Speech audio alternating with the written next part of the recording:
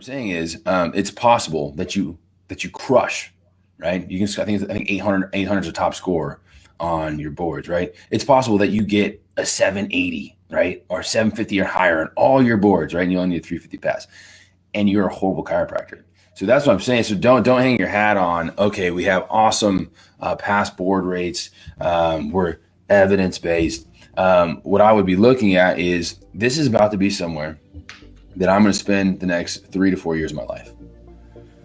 Is this somewhere where I feel like I'm in synergy with the school?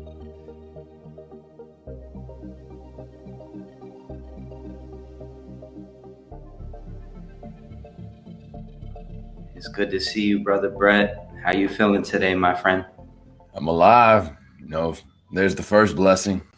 Look alive. Mm-hmm. There's the second blessing. And no, man, there's been some good energy coming through. I feel like with all the things going on, it's opening up some opportunities.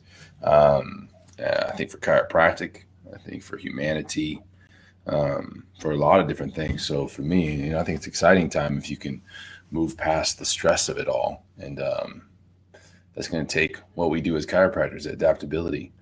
So yeah, man, it's a good time to be alive. Yeah, so the reason I had you on today is because we're launching this Pre Chiro podcast, which just aims to build context for the path and aims to really meet people where they're at, which is outside of chiropractic. A lot of people, even if they are in their Pre Chiro journey already, have not really experienced the level of chiropractic that you get when you're in school and when you're training, day in and day out. So today's discussion is really just aiming to provide value for the pre-Chiro student, for the person who's considering the professional path, and who better than somebody who's in the schools like yourself. So just to start off with, can you provide a little context on what your pre-Chiro student experience was, what you were doing before school? Yeah, absolutely. So I was an athlete all my life. Basically, since I could walk, I was playing, kicking some ball or something, right? And so I think I started with soccer, when I was like 2 or 3, AYSO, and then from there I just became a multi-sport athlete. So it was basketball, it was football, it was baseball, it was tennis. Like we were at the sports complex like legitimately every other day because there's 4 boys all playing all sports for a long time. And your pops is from Philly, so I know he was into the sports. Oh, for sure. So he and my mom both coached a lot of the teams. So they were the coach, or they were like team mom or team dad. Like all they were super involved in all the sports. So we played a lot of sports, and from that athletic career, I think we started to become a little bit more of a fascination, at least with performance. So like I was always interested in the training aspect of how I can get bigger, faster, stronger, and I ended up getting a scholarship to play football in Colorado. So I went out there and I studied exercise science and sports management. And a little previous to my departure for college, my dad was involved in a car accident. He started seeing a chiropractor. And I just remember thinking it was interesting that this guy was helping my dad and he was just using his hands. And I remember that he also drove like a Corvette that said like spine cracker or something. I forget exactly what it said. It was something kind of cheesy, but I was like, it looks like he does all right, dude. And he does all right, and he's using his hands. It looked interesting, And so it was just always in the back of my mind, I think. And then, when I was in undergrad, I just felt like there was still more information I wanted to know. Like I wasn't getting enough. And so then I started looking at the different health professions, and that's where chiropractic started coming back in. It's like, I wasn't into the drugs and surgery thing, and so I looked at a PT, looked at OT, I looked at the osteopath, chiropractor, and the chiropractor made the most sense. For a lot of people don't know, especially for the pre-Chiro students, you have what's called portal of entry, right? Meaning that you don't need to have a referral from a medical doctor, that you could be the primary provider. And I thought that was very attractive. And so that piece, and then being able to obviously work with your hands, go anywhere in the world, and be able to serve was massive. And what I later came to find out, I guess, which we'll get into, is there was a lot more there than just a physical service. Yeah. Right, right. So when I initially met you, you were checking out different schools. And can you speak a little bit about that process of what it's like to research different schools, maybe how you might have been misinformed as to specifically what you were looking for in the school that you were going to choose to study chiropractic at, and how you were to later learn what was maybe what should have been a higher priority for you? Yeah. And first I want to give a shout out and acknowledgement to Dr. Ben Glass, because every single time I tell my chiropractic story, Ben's a part of it, because what Ben did for me on my tour changed my life. So when I was on tour at Life West, Dr. Ben Glass, then student Ben Glass, came and had lunch with me. And while we were having lunch, he started telling me about this book that he was really interested in and been reading, called Chiropractic Revealed. And I ended up buying one from Ben. And on my flight home is when I had this big awakening, reading this quote from a Dr. Pasquale Sirasoli. So to this day, every time I tell my story, I mention Dr. Ben. And so I just want to tell you thank you. Yeah, bro. I was a Pre Chiro advocate back then, because just like you, I had my priorities mixed up as to what I was really looking for in a chiropractic school. I made the wrong decision, transferred to the school that I met you at, and I didn't want you to make that same mistake, right? It's an expensive mistake to make. So Pre Chiro advocate then, Pre Chiro advocate now. Appreciate the acknowledgement. So yeah, when people are looking at schools, I would say one of the most common mistakes is they make their pick based on geography. And I say this because it's just almost always right. When I go teach now, the majority of the students are from the area that I'm teaching in, right? At least, close. And the reason I say it's a mistake is because the curriculums can widely vary between chiropractic schools. Even if the class load doesn't vary or the subject matter doesn't vary, how those classes are taught can vary quite a bit, right? One thing to check out is who are some chiropractors. So ideally, maybe you have an opportunity to go shadow some chiropractors, right? And learn at least a few different. So I would say maybe at least 3 or 4 offices and different would be ideal. If you can do more, great. By the way, this is not something that I did, so I'm recommending something that I got kind of lucky with. I did choose California because I wanted to be back in California because I'm a California kid. There was 3 schools there, 1 in Southern California, 2 in Northern California, and then I made my choice based on the energy of being at those campuses, which is one way to do it. And I think there's more. One of the questions that you're going to come about is some will say that they are more evidence-based, right? However, the evidence-based is an illusion. And I'm going to tell you right now, straight up, evidence-based is illusion. When they say evidence-based, it means that they look for medical acceptance, okay? Meaning that they highly value the opinion of the medical doctor.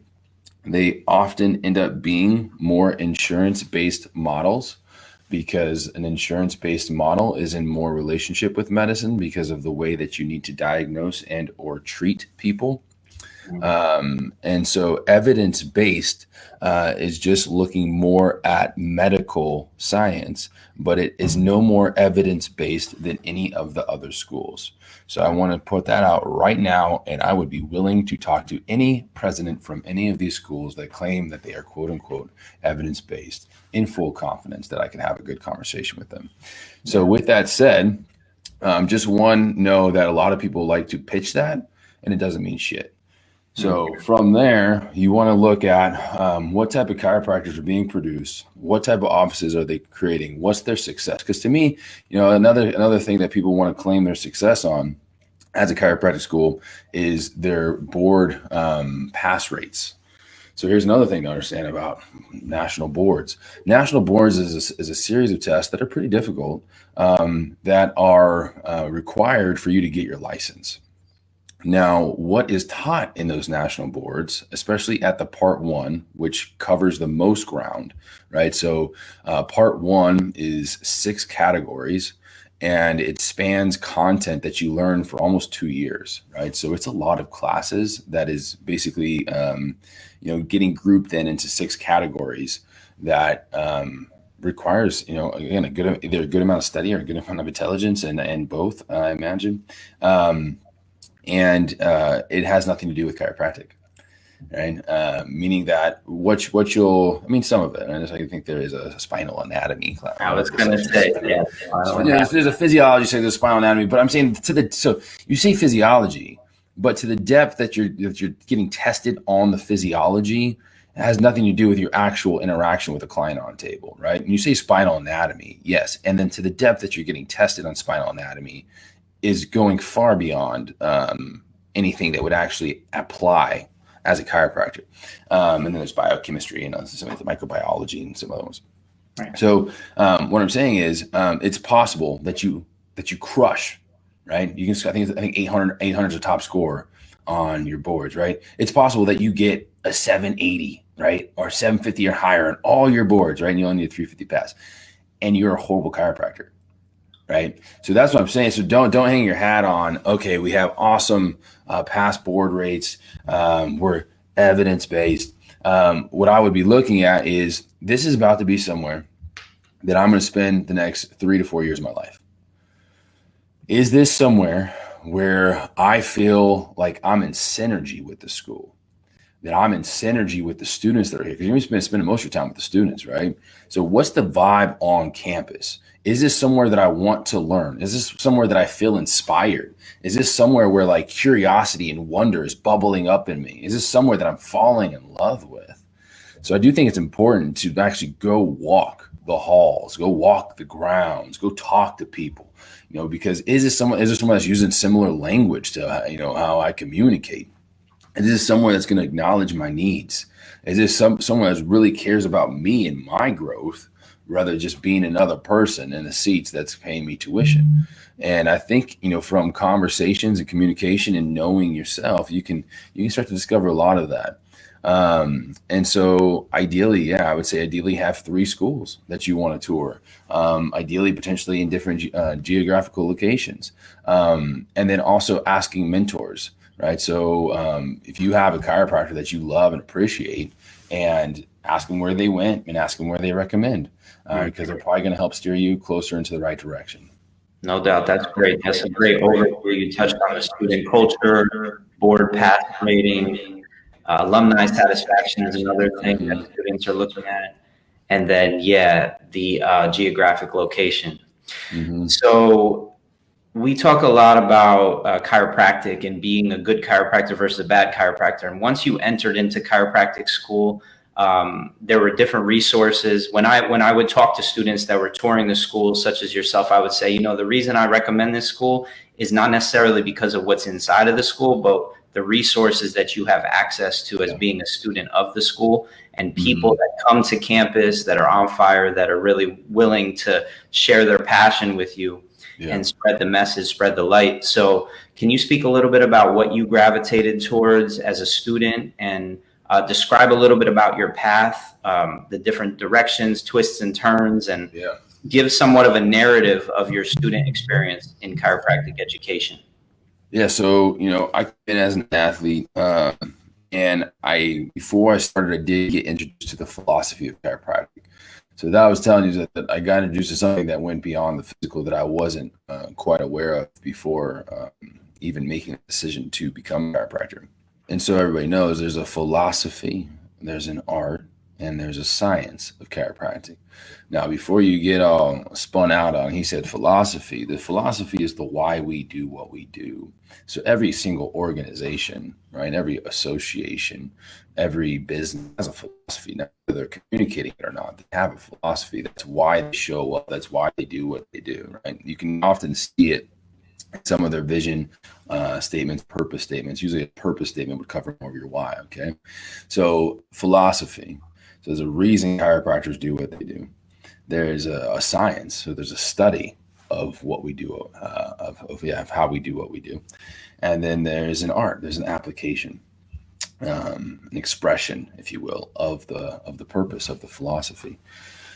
And so when I first started, I was definitely more connected to the physical side of everything. And again, more connected to performance. I started doing a lot of what's called applied kinesiology.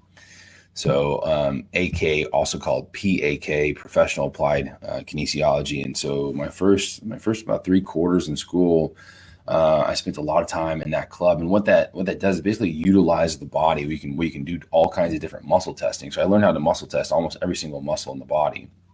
And then from that, you can interact with the body in different ways. And it was very, very valuable. It helped me learn my anatomy a lot better.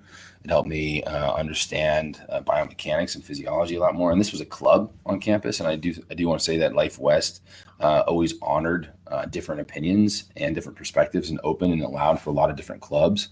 That's another thing you might want to look at, right? Is like some of the schools, they teach what they teach and they don't want anything else there. So it becomes dogmatic and it's closed down, and versus allowing for you have your baseline of classes, but then you also have all these clubs that if you're interested in, you can get engaged, you can bring speakers on. And so I always thought that was really cool. So I got really started mainly in professional applied kinesiology, and the person that I was learning from and taking seminars from was also into functional medicine. So I studied a little bit of functional medicine in the beginning, which is basically looking at more, lab work, blood testing, and then looking into supplementation and nourishment. And then also had an element of functional neurology. So those were some of the primaries I was into when I first started. And then what I found for myself was I was getting so much in my head that when I came time to actually work with somebody, I was trying to think through all these different formulas and all these different ways that I could approach them, and and then I would like step back, and I realized I was just missing the connection.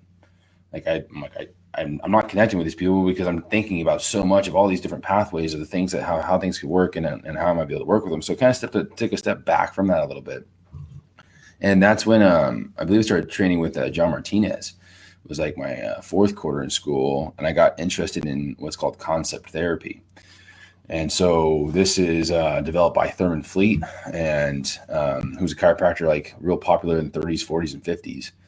And I started studying concept therapy and what's called zone healing. And zone healing was a lot simpler, right? I still had all the background of knowing how to muscle test everything if I wanted to, but you just read the zones of the occiput. Based on reading the zones of the occiput, you would discover a certain zone that had aberrant tone, if you will. And then from there, you would be suggested a potential places where you could adjust and what system of the body you were working with. And at that time, it was really good for me because it simplified things and it allowed me to stay connected with the person. And so I got into that for a while. And then there was a style of adjusting that was very attractive that Dr. Ben also introduced me to, which was called MLS. They also valued connection, right? Instead of torquing systems and then creating a cavitation or pop through torsion, you learned how to adjust systems at ease. And I just remember getting adjusted that way and just feeling so honored in my body. And so I went deep in that. I found mentors that were training that. I trained with students at the school that were doing that. And so MLS became a big focus in my life and expression. And then I got introduced to Dr. Sue Brown, and she's now passed, but I did BGI, which is biogeometric integration, level 1, level 2, and level 3, all with Dr. Sue, which she is the fountainhead of that technique, which is beautiful. And then Jay Comerick, momentum adjusting. He's got a movie on Amazon you can check out. It's called Life Adjusted. One of the most profound breakthroughs I've had in chiropractic is watching animals get adjusted, because when you're a student, you start to hear, well, maybe this is working just because of placebo, right? That this is an effect that the mind has, and you kind of second guess it, right? You're always gonna have times where you second guess. You've been there, Ben?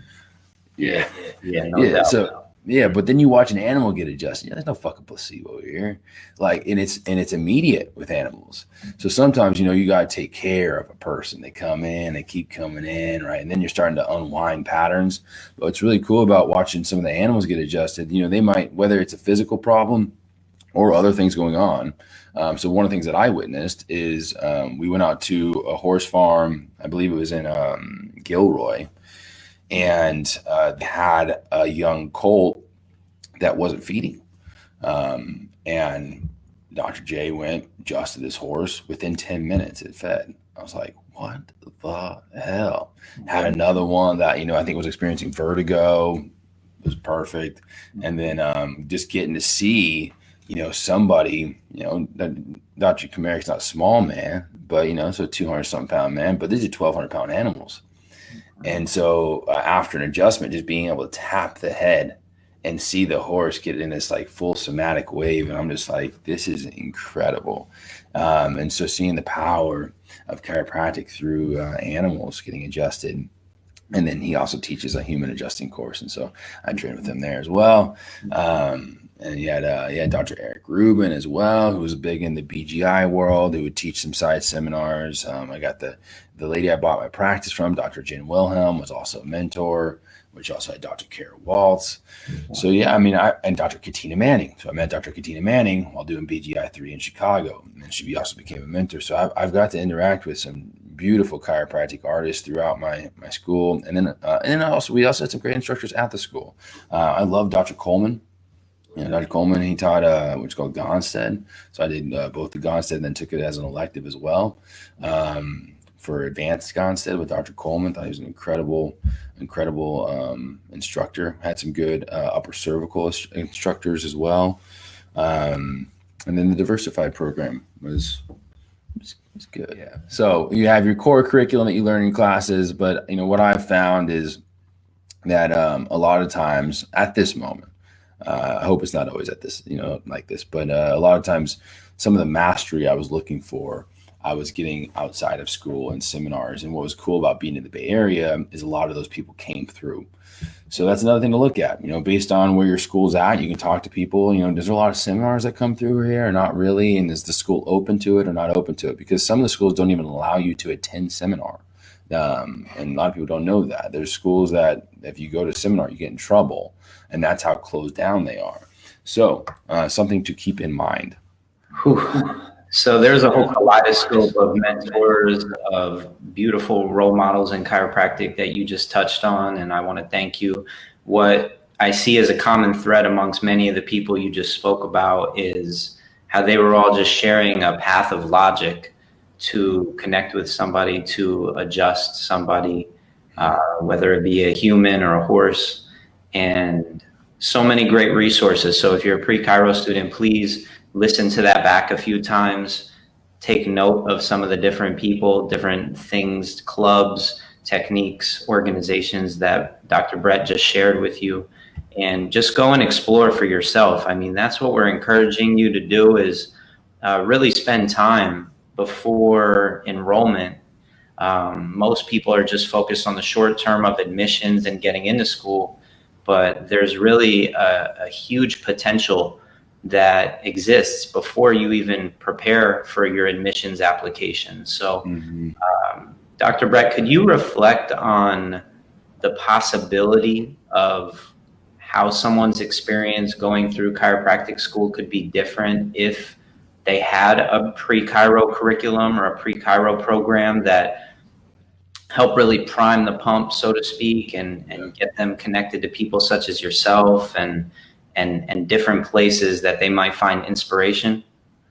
Yeah. So one of the most common things that I see is that because, chiropractic school can be, intense and dense, that people can lose their purpose along the way. Because again, the game in chiropractic school is passing classes through rote memorization and then passing boards to get licensed.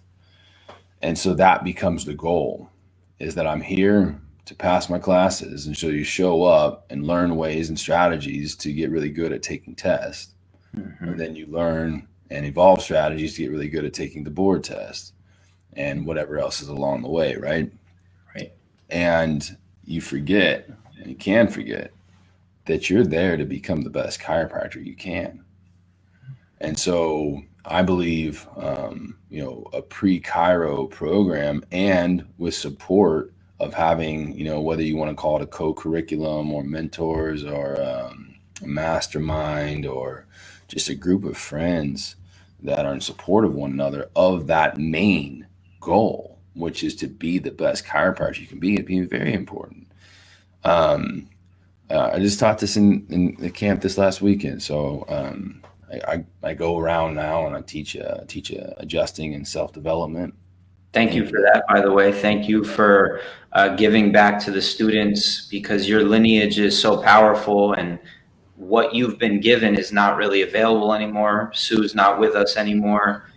Jay and Arno, I think Jay still teaches somewhat, but you and I learned from some true masters that are just not available. So thank you for carrying that torch, and just want to acknowledge all the hard work that you've put in and trying to develop infrastructure to support students. That's definitely along the lines of what this project is about, just taking it a little bit before school, but just to expand the reach, right? Because I want to let you finish your thought, but we really are trying to increase representation and show that there's people from different backgrounds that are chiropractors that are loving life as a chiropractor. Yeah. And we get discriminated against a lot, and we really want to bring populations into chiropractic that have been discriminated against, that have developed thick skin, that know what it's like to be judged and move forward anyway and try and continue to be the best version of themselves, regardless of what the narrative is. They kind of rise above. So we just want to attract those people into this profession, kind of try and shine a light in this direction, because everybody right now is just looking at medical professions and physical therapy as the end all be all. If you want to be a healer, if you want to be a healthcare provider. Yeah, man. So to me, chiropractic has an opportunity to be number one in health and healing, right? We won't be number one in disease and sickness. That's not our game, and that's not our philosophy. That's medical's department. So if you really want to study disease and sickness and be around a lot of diseased and sick people and potentially help them stay that way, then you have your choice.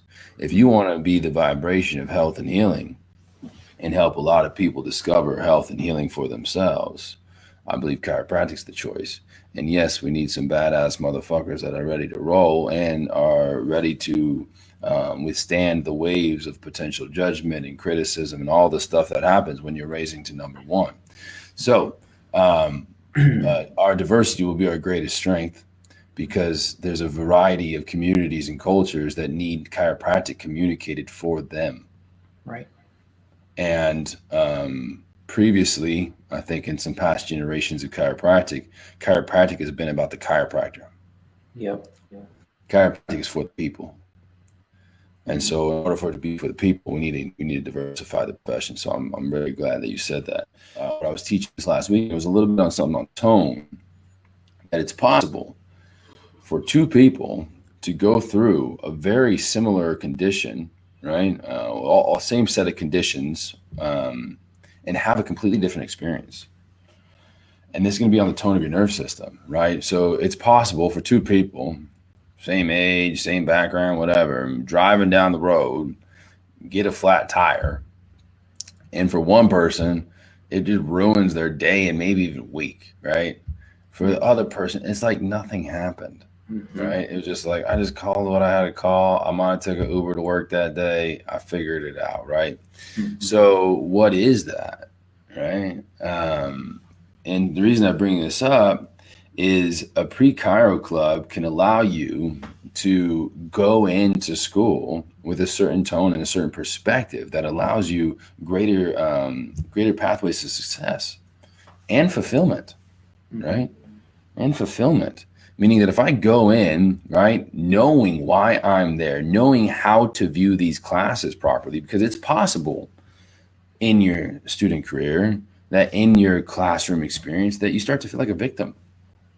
It's possible. It happens to a lot of people, right? That it's just like, you feel like, man, I'm being tortured by this shit, right? This is like, I'm in fucking 30 units right now, and like, I'm barely sleeping. I ain't got time for my blah, blah, blah, blah, blah.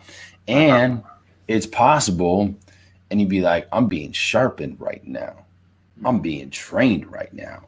I'm being tested right now. I got strategies and tools to recuperate efficiently right now. So there's just a different way to look at it. The same thing happened, by the way. You remember this shit, man. When people go in a clinic, and the number one thing people, especially students, right, the student interns, bitching about is paperwork.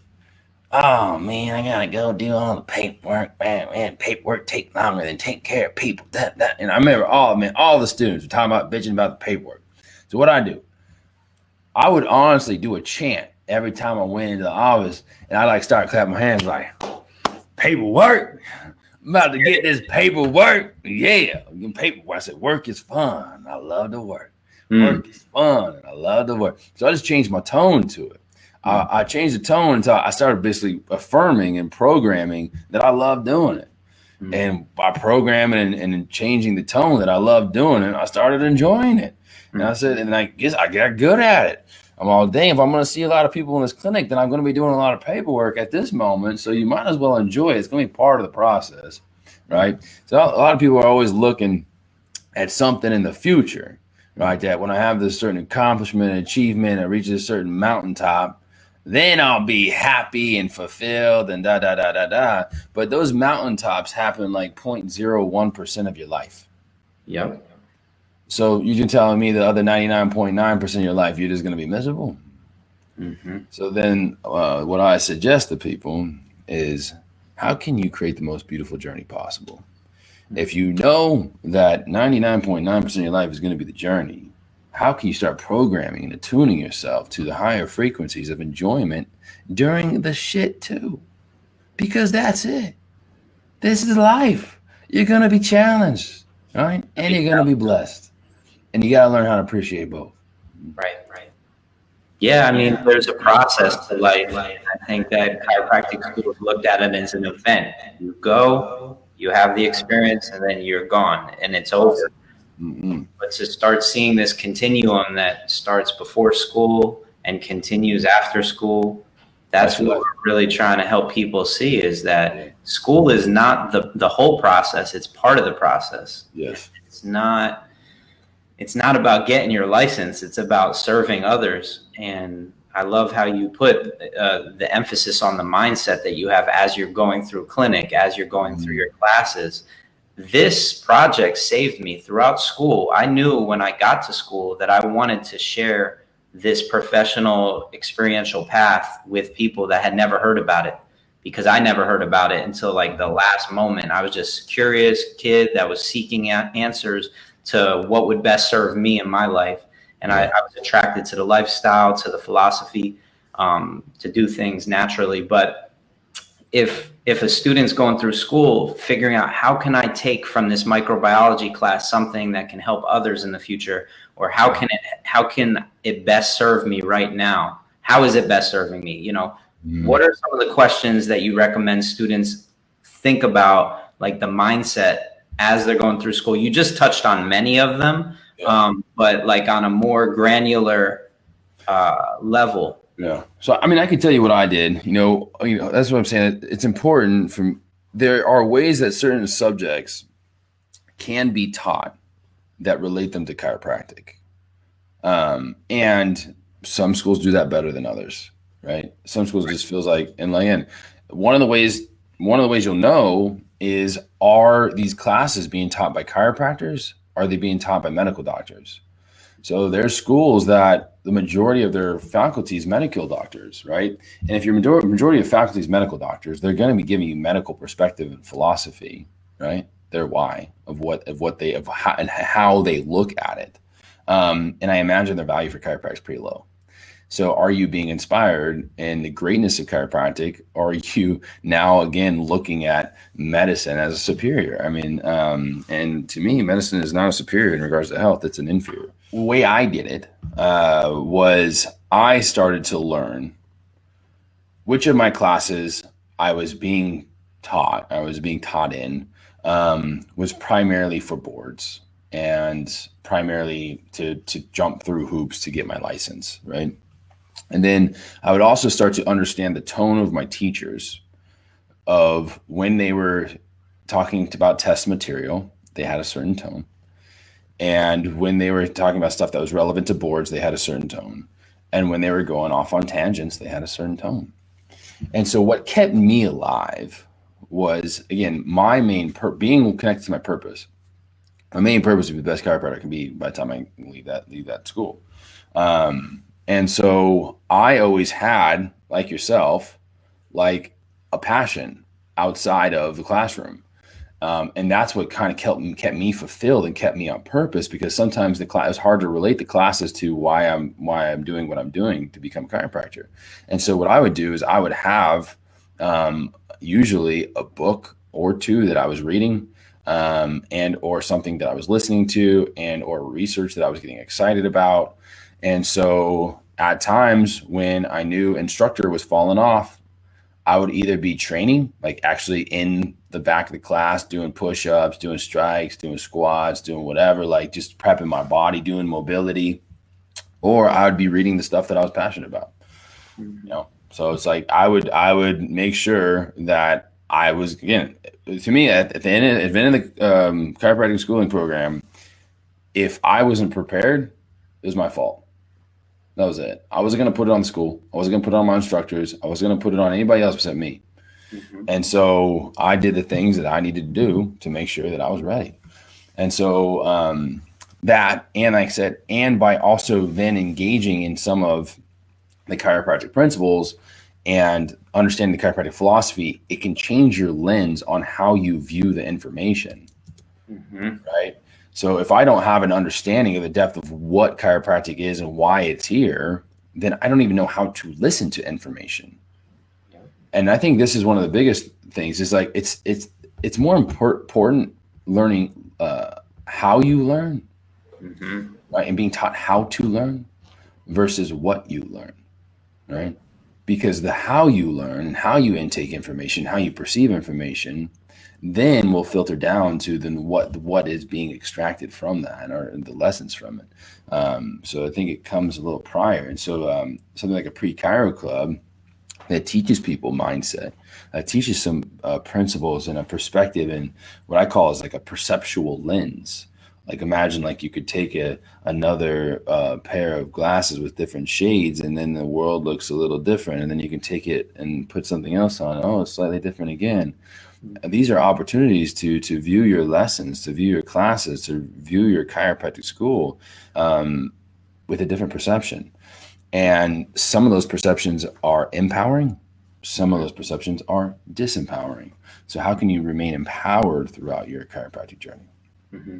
No, it's very encouraging. So I want to run a couple of quick concepts by you and see what you think. So as a Pre Chiro student, do you think it's too much to ask of them to engage in business activity, to start their own entrepreneurial venture?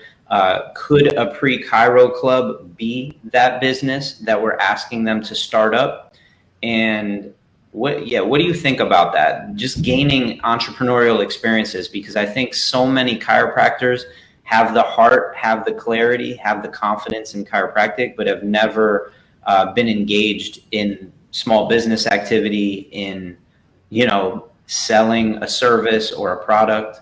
What do you think about encouraging a student before they go to chiropractic school to try on that entrepreneurial hat and get an idea of what it's like? So what I've experienced doesn't mean that it's going to be the future. But what I've experienced is most people aren't interested in business until about 6 months from graduating. So even the current student, it's rare, right? And, talking to Dr. Daryl Pratt Blackburn as well, he's discovering that he's saying, as he was teaching at Life West, and I haven't taught at the schools, I've taught around the schools, but what he noticed, because he taught entrepreneurship or entrepreneurism and a business class, and what he was discovering is that a lot less people wanted to be owners. There's quite a few that more wanted to associate or be an independent contractor, so that there wasn't as much interest in the business side from an owner perspective. So at this current moment, based on my current awareness, knowledge, and what I've experienced, I would say the interest wouldn't be as much in the business side. Even for myself, I didn't get really intrigued into the business until I was about 6 months from graduating. That's when I started reading loan a Cook's book, just tell me where to start. I read the E-Myth Chiropractor, right? I started reading more business books as I started getting closer, because there's so much to learn, right? Now, with that said, if you had a pre-Chiro curriculum introduced to a business school, or the business part of a university or whatever, I imagine then, are there a business major, that they're going to want to see entrepreneurship as it relates to chiropractic. So that would be an interest there, being like, okay, what is this business like? Because yes, it is a business as well. So yeah, there. But I also then would say that the majority wouldn't be as interested in the business side of it. They might be intimidated, you're saying?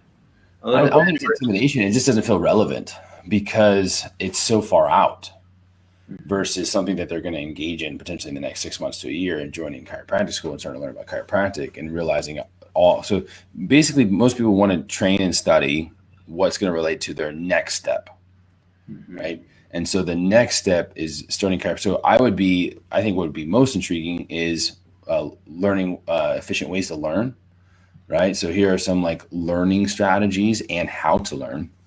I'd want to have some basic underlying principles of chiropractic that helps me with my perceptual lens. I'd want to know healthy recuperation strategies. So basically the 4 pillars of health: movement, nourishment, recuperation, and presence, or some positive mindset. So how could I learn those things to make sure that I can stay healthy in a program? Because that's one of the biggest things, is that people's energy drops out, they start to get sick or start to get diseased. And so how do I stay healthy, vibrant, and powerful and empowered in my chiropractic journey? So learning about principles of health, learning about some principles of chiropractic, learning how to learn, starting to learn networking. So I think that also be interesting, is like, how can I start connecting with other people that are about to engage in this journey, and or finding mentorship? Where are some other sources of inspiration? So again, reading that book, which the Chiropractic Revealed was an interview with 20 of the top chiropractic philosophers at the time. And so I got a variety of perspectives. And so how can I be a part of something where I can start to, because again, you don't know, like we've been in chiropractic now for 10 plus years. Yep. So we kind of know who are some of the guiding lights in chiropractic. But when you're just getting started, like it would be weird to me, right? If you hit me up back in my college football days and you said, there's some like famous chiropractors, I probably would have laughed at you.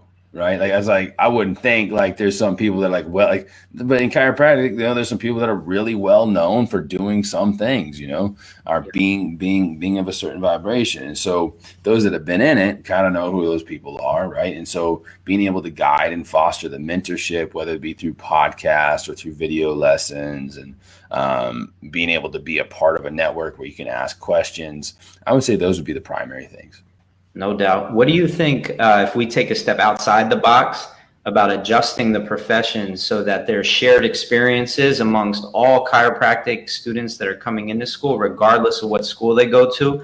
They've studied the chiropractic philosophy, they've studied the science, they've studied what's available to them within the context of the art, and then they go to chiropractic school. Do you think we'll have fostered like some more mutual respect, some more continuity amongst different students at different schools? Like they will have a familiarity with each other, because I'm sure you're aware of this. Most schools are not connected to one another. I know you're trying to change that narrative, but if it was just up to the schools, they would be doing their own independent thing within their little bubble. Right. So the second thing before you answer that is, if we're starting new chiropractic schools, because somebody I've spoken to on this podcast already is talking about opening a new school in South America. Don't we need like a language that's for the pre-Chiro student, regardless of which school they go to? They need to be somewhat familiar with what chiropractic is before they choose to go to chiropractic school. So yes, and the problem you run with that is, based on what chiropractic school the people go to, they've altered the philosophy for their school. So with that said, there is a philosophy to chiropractic, right? So I want everybody to be very careful with this, meaning that just like there's rules and standards to playing basketball and playing tennis and football. Like you wouldn't bring a tennis racket to a football field, right? With that said, there's certain standards and there's certain principles and certain guidelines with chiropractic. There are, I would say, actually the majority of schools that ignore the principles, standards, and guidelines of chiropractic and create their own. Right? So what could happen is, like, when we say similar language, similar kind of perception, it would be altered as soon as they entered the chiropractic schooling program, and whatever that school decides to kind of preach as their way. Where you could find common ground is well, I guess it depends on how you communicate it. To say, these are the chiropractic principles that were set by basically the people who originated and developed this profession. As you enter, based on what school you enter, they may communicate it differently and want you to know that these are where the principles come from. I do believe the health principles are going to be fairly common, meaning that as a way we view the body in regards to natural health mechanisms, I do think that is a commonality between us all for the most part. So yeah, I think there are some things that could help unite and help keep people connected. And I think there are ways to set up styles of communication and networks that are supportive of one another. But here's another thing that we all got to be mindful of is we want to support, diversity in thought in regards to the principles, though, right? Because you get too diverse in your thinking, then you wanted to bring medicine in and everything else and want to play by different rules, and then it's no longer chiropractic. Right. So we got to be able to keep chiropractic while finding a diverse ways to express it. And so I think that's where the artistry comes in, right? So there's infinite ways to express these healing and health and chiropractic principles, but there are principles, and those principles are guidelines. And so they kind of keep the foundation of what it is that we do, kind of almost like creating like this energetic grid of this is the set and form and standards of what this is, and then you find unique ways to play in it. But then you take it too far out and it's still aren't chiropractic. So, I mean, a lot of these schools I've drifted more towards medicine than they are chiropractic, and I don't support it. No, like, just straight up. Neither do I. So yes, we got to be proactive. Tell us a little bit about what you're doing proactively to create infrastructure for students to be able to differentiate between chiropractic and therapeutic models of care, differentiate between chiropractic, healing, and health principles, because people tend to just lump chiropractic into, well, I'm going to do whatever I can to help the person in front of me, even if that includes pills, potions, and lotions, and lasers. So can you describe a little bit about the intention right now with the movement that you're a part of, and what's coming out of that movement in the future? Yeah. So when I was in school, I created something called Adjusting Ninjas. And Adjusting Ninjas was an underground training club that met at 6 a.m. And so I started training as a student. I believe it was like chiropractic specific training, like second quarter, where I started basically writing my own programs, where I started doing interviews. Actually, that was the first thing. And I think the first interview was Arno.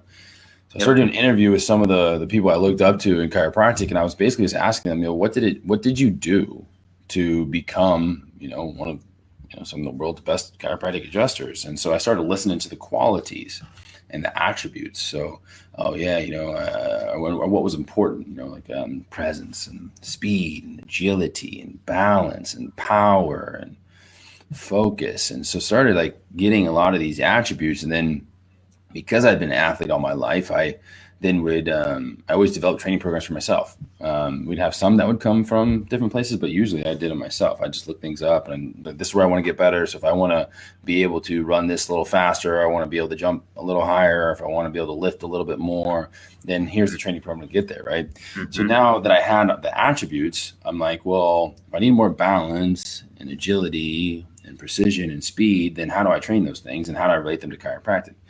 So I started doing some drills, and I do these sessions. Then I started inviting people to come to the sessions with me. And then we actually created something that met consistently. Anyway, I thought I was going to be done when I finished school. So I did a 12-quarter program. So I finished in 12 quarters. And, at that time, the club had grown to 30, I think we had 36 in one group and maybe 30 in another group. And so, cause we had run in 2 groups at the time, 4 days a week. And, I didn't know, right? It was was it just me that people were showing up? So was it my ego? What was going on here? But when I left, we're starving for supportive structure, right? In the absence of structure, what are we really doing except just following along with the curriculum as it was designed by the schools? Yeah. So I left, and the club continued, and not just continued, got bigger. So what I realized is that we had connected to something. So what I created, and then Dr. Lance ended up coming on and joining to help grow it, was it's like a 75-minute training session. So we'd go 6 to 7:15. We would go outside and we do sometimes pretty intense movement. And from the movement, we would go into some breath work and meditation. Following the breath work and meditation, we would do a chiropractic specific warm-up. So actually mobilizing and lubricating some of the joints that you're going to use in chiropractic adjusting. And then we go to specific chiropractic technique. Yep. So it was a formula. It had structure. It progressed. We progressed as a group. We would start a new quarter, and then we would go through and so there was other training clubs that existed, but one of them was MLS. And then John Martinez had his group. And so there was a couple other groups on campus. I would say that what we did really, really well was we systematized it. We programmed it, and we had to be progressive, meaning that you had a formula. You couldn't be late, you couldn't miss, or you were out. So it was also pretty, it was highly accountable. And so I left, it continued to grow. And that's when we started doing what we call training camps. So now we go do 2-day seminars. It's almost 18 hours of training in 2 days. It's intense. But I've traveled the world. I've been to, I don't even know how many different countries now, taught almost 200 training camps, and got an opportunity just to be around a lot of chiropractors and a lot of chiropractic students. So one of the structures that we have for evolving, helping evolve chiropractic and evolve human consciousness is what's called Kairos training culture. So that's the new name, which changed names. I think it was 2014 from Adjusting Ninjas to Kairos training culture. And we teach a level 1 training program, which focuses more on facet level adjusting and how to have sustainable postures as a chiropractor, and how to learn how to utilize your body to deliver power and speed. And we have a level 2, which goes more into disc level adjusting. And from the disc level adjusting, now working more mental, emotional intelligence and awareness as a chiropractor. And then level 3, we go into spinal cord attuning through waves and spirals and fractals and all this kind of go a little bit more out there, but more subtler approaches to the spine. So not big adjustments, but how to make gentle connections, utilize breath, utilize movement. And then that goes into, larger forms of connection. We also do a facilitator training camp where we take a lot of the club representatives and we go and we do a 4-day immersion. We also have Kairos Business Mastery, which is a business development program, which is transitioning to chiropractic students. And the Source Chiropractic, which is my practice that we have in Oakland, California. There's also another one in Denver, Colorado, led by Dr. Darren Murphy, is now in the process of becoming a franchise.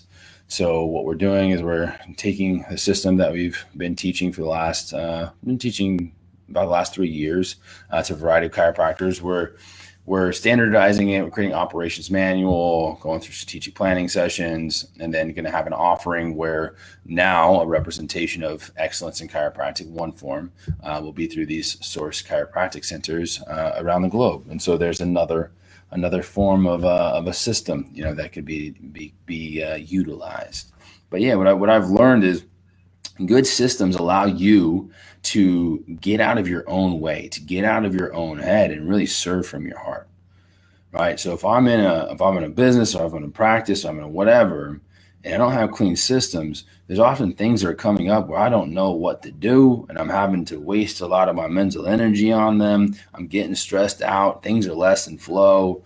But when you have great systems and you know what to do when things come up, and you have good support, and you know how to properly schedule people and all the things, then I can just be there and be in service. Mm-hmm. And I think in the beginning, and I do want to make this, I mean, maybe they'll hear it, depending on what level you're at, and then in your journey and where you're at in your path. But in the beginning, I personally, because I valued artistry so much, I think I had some disdain and distaste when I heard about systems, because I felt like the system would kind of collapse me in, right, and limit me in.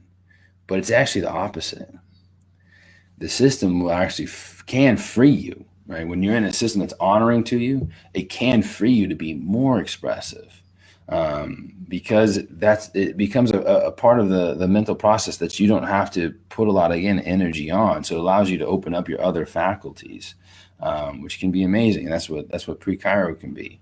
Right? Pre Chiro, when well designed and integrated and allowing people to be onboarded and have this path, they'll find new levels of freedom, find new levels of expression, find new levels of consciousness and awareness, because a lot of the questions that they might have that are wasting their mental energy can be answered, or can be found, or can be discovered. So I love what you're doing, man. Mm-hmm. Thank you for the insight, the love, the heart. I feel it from here, not too far from you, but I feel your message, man. I'm right there with you in how systems can be looked at as something that you're in kind of a different place. If you want to be coming from this intuitive nature and this intuitive place, it's hard to put yourself into a system, but systems create structure. And in the absence of structure, like I said, you're left to what everyone else is doing. And right now, you may have a conditioned pattern that you've created as a pre-Kairos student or as a Kairos student. And I think what you're saying is, take a look at our systems that we've created. You don't have to follow these systems, but if you are in resonance with them, then join us and feel that support. And opening offices around the world, like you said, that carry a certain vibration amongst the community that they're a part of is what we need more of. I mean, we're not in competition as chiropractors. We're trying to promote philosophy of life, of living in harmony with nature, not seeing yourself as being with the environment, but as part of the environment. Right. And each brand, right, will carry a vibration and will speak to the people that need it. Mm-hmm. And again, I value diversity. So I know that we're going to need some big, awesome, amazing sets of geometry and vibration and brands that are going to speak to a large group of people. And of course, then you'll always have your individuals that reach the other populations that might be a little bit smaller or more unique or whatever it is. But how do we get this to more people? Right. And that's what I'm connected to, and providing it in a positive light. Right.